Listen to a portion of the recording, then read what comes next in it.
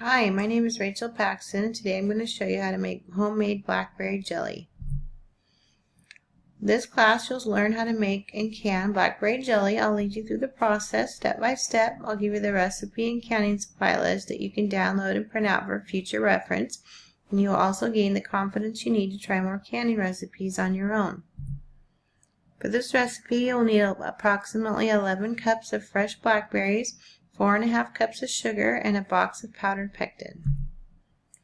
You'll need a boiling water canner, a canning rack if you're using your own stock pot, a jar lifter, a wide mouth funnel, and 3 to 4 pint canning jars or 6 to 7 half-pint jars. You're going to need a boiling water canner. If you don't have one, you can get one for about $32 on Amazon. There's a link to it in your supply list in your course materials. It comes with all the accessories you need. If you don't want to buy a boiling water canner, you can use a large stock pot as long as you have a canning rack like this to put in the bottom of the pot. These are about $10. They come with your boiling water canner, but you can buy them separately. If you're using your own stock pot, you don't want your jars to sit on the bottom of your pot when you're canning. So you need something like this in the bottom of the pan. And you also want to make sure that your pan is tall enough that you can have 1 inch of water above your jars. Your jar lifter is for taking your jars in and out of the canner. Wide mouth funnel is to make sure that you can get your food in your jars very quickly and easily. Want to fill your canner about 3/4 of the way full with water and heat the water to boiling. Sterilize your jars, rings, and lids in the dishwasher. You can sterilize them in boiling water on the stove, but it is easier to do it in the dishwasher. You want to make sure your jars are hot when you put the jelly in them. You can reuse your jars and rings, but you need to use a new lid each time, so make sure you have enough lids. Wash your blackberries and remove any stems. Place your blackberries in a large sauce pot. You want to add a little bit of water to the bottom so they don't stick to the bottom of the pan. Simmer until the blackberries are soft, about 10 minutes. You want to strain the blackberries through a fine mesh strainer or a jelly bag so that you can get the juice out of the berries. This is what a fine mesh strainer looks like. They're about $10 on Amazon. You can see we put the berries in the strainer and the juice drips out the bottom. A jelly bag does the same thing. The jelly bag is also about $10. And there's also a link to this in your supply list. You put your berries in the jelly bag and the juice drips out the bottom. It can take a while for the juice to all drip out. If you squeeze the bag to try to help it along, you might get a little bit of the blackberry pulp coming through the bag. You won't get any seeds or anything like that, but if you want a really clear liquid, you don't want to squeeze it at all. But if you don't mind if it's a little bit cloudy, then it's totally okay to do that. It'll make the juice come out faster. I don't usually have the patience to wait that long, or I'm busy doing something else, so I'll squeeze it a little bit to help to get the juice out. And there's several other ways that you can get juice out of your berries or other kind of fruit. Some people put a colander in a bowl and they put cheesecloth in the colander and then put the fruit in the cheesecloth and let the juice drip through the colander. You can also use a flour sack dish towel. Is thin enough that the juice will drip through that also. You can put that in a colander.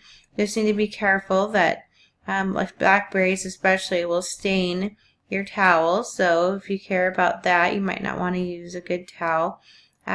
These jelly bags rinse out really well though, so I really liked using mine so far. You just take it off and rinse it out when you're done. For this recipe, you need 3 3/4 cup juice. If you find you don't have quite 3 3/4 cups, it's okay to add a little water, and if you have too much, you need to take some out. It's important that you have the exact amount of liquid or your recipe will not gel the way it is supposed to. Measure your pectin. I like to use these jars of pectin. You can make quite a bit of jam. It's a little bit cheaper to buy it this way. 6 tablespoons of this is equal to 1 box of pectin, but you can buy this kind or the kind in the box. They're both the same. Stir your pectin into the blackberry juice and bring it to a boil. And you want it to be boiling so that when you start stirring it, that it keeps boiling. You don't want it to stop boiling when you stir it. So when it's boiling really good, you want to add a pinch of butter to help with the foaming. It may foam a little bit anyway, but this will help reduce the foaming a little bit.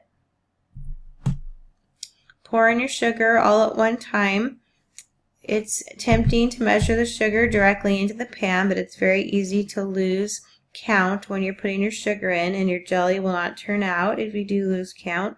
So it's a good idea to have your sugar measured ahead of time and pour it all in at one time. It will take about 10 minutes or so for the sugar to dissolve and start boiling again. But when your jam starts boiling again, you want to boil it for 1 minute. You still will probably have a little bit of foam on top. The foam doesn't hurt anything. It's okay to put the foam in your jars, but it just doesn't look very good. So it's always a good idea to skim the foam off with a metal spoon. Ladle your jam into your sterilized jars, leaving a 1/4 inch headspace. It looks like I don't have quite a little bit more than a 1/4 inch headspace in these jars. I'm sure I went back and filled them up to the top.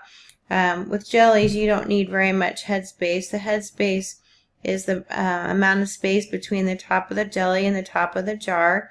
When you put your jars in the canner, when your food is heated up, it expands in the jar. So if you don't have enough room in the jar, it can make your jar break.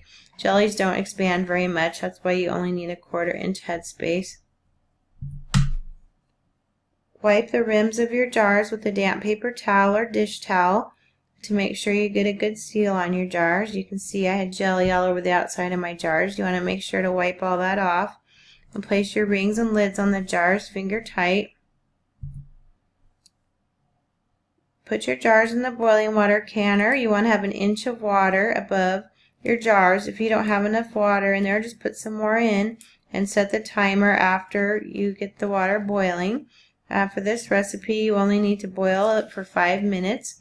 If you live above 1,000 feet in elevation, you're going to need to boil for a few more minutes. So check the altitude adjustment chart in your course materials. When it's done, use your jar lifter to remove the jars from the canner and set them on the kitchen counter. When you are canning jelly, it can take hours for your jelly to gel completely. It will be kind of runny when you take it out of the canner still, but that's okay. But that's why you don't want to disturb it or turn it upside down or anything while it's cooling off. So just set it down and let it cool off for 10 to 12 hours. Your jars will usually seal in the canner, but sometimes it can take 10 to 15 minutes while they're cooling for them to seal. You may hear a pinging noise. You can tell if your jars are sealed or not by pressing your finger down in the center of the lid, and if it goes down and up again, then it is not sealed. And you can still eat it. You just need to put it in the refrigerator and eat it in the next couple weeks. If it is sealed, you can put it in a cool, dark area for 1 to 2 years or more. This blackberry jelly is really good. My family isn't very fond of blackberry jam with all the seeds in it. Other fruits don't seem as bad, like raspberry jam doesn't seem as bad with the seeds in it, but the blackberry jam just has too many seeds in it. So I decided this year to try to make the blackberry jelly without all the seeds in it, and it was a big hit. Everyone loved it. It's going to make a great Christmas present this year for people in our family. So give this recipe a try, see what you think. I think you'll like it.